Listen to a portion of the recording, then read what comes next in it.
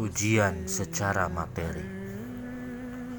Tuhan menghadirkan berbagai macam ujian kepada hamba-Nya, baik berupa kelaparan, kemiskinan, hingga ketiadaan yang memancing kesedihan hingga linangan air mata.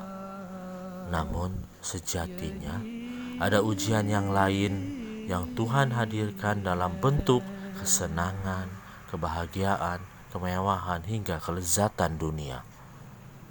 Mari melihat fenomena yang terjadi di alam nyata. Ada kalanya manusia yang tidak tahu menahu tentang Tuhan, alih-alih menderita, malah begitu bahagia dalam kemewahan hidupnya. Mereka pun mungkin tidak tahu arti dari syukur kepada Sang Penciptanya, karena mereka berpikir segala kemajuan yang mereka dapatkan adalah hasil kerja kerasnya.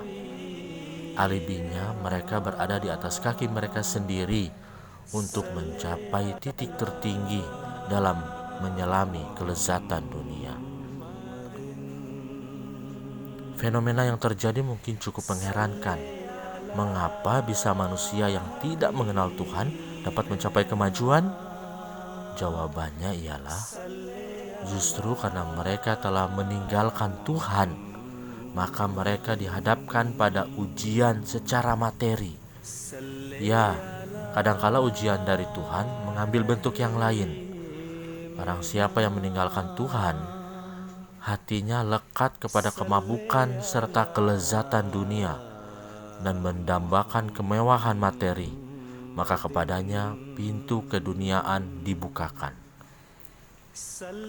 Begitulah manusia yang terlampau jauh meninggalkan Tuhannya demi mencari kemewahan di dunia yang fana ini.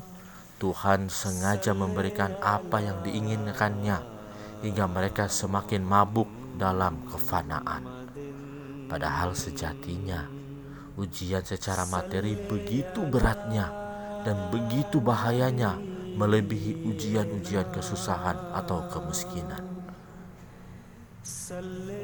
Karena dengan ujian secara materi, manusia akan merasa tidak membutuhkan Tuhan, hingga menelurkan di dalam dirinya rasa keangkuhan, kesombongan, hingga tinggi hati. Maka dari itu, luruskanlah dan jernihkanlah hati. Secara materi yang begitu berlimpah pun syarat akan ujian darinya. Berbahagialah bagi manusia yang dapat mengambil pelajaran ini, hingga dapat melewati berbagai macam ujian. Tak hanya ujian yang syarat ketiadaan dan ketidakberdayaan, namun juga ujian yang syarat atas kemewahan dan kelezatan dunia.